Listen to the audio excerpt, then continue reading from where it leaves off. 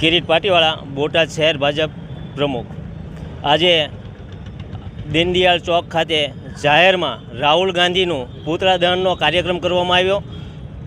બિહારની અંદર જાહેર મંચ ઉપર રાહુલ ગાંધી અને એમની પાર્ટી દ્વારા આપણા દેશના વડાપ્રધાન અને યશસ્વી જે આપણા દેશને વિકસિત ભારત બનાવવાનું સપનું જોઈ રહ્યા છે, એ એક પાર્ટીના વડાપ્રધાન નથી, આ આખા દેશના વડાપ્રધાન છે।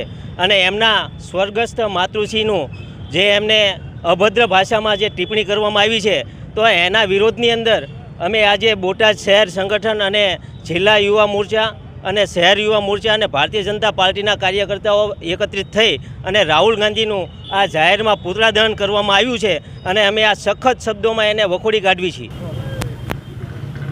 બોટાદ જિલ્લા યુવા ભાજપ પ્રમુખ જિગ્નેશભાઈ બોડિયા।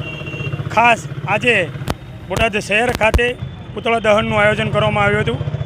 બિહારની અંદર કોંગ્રેસના નેતાઓ દ્વારા જાહેર મંચમાં અમારા આદરણીય પ્રધાનમંત્રી શ્રી નરેન્દ્રભાઈ મોદી સાહેબના સ્વર્ગસ્થ માતૃશ્રીના અભદ્ર ટિપ્પણી કરવામાં આવી છે।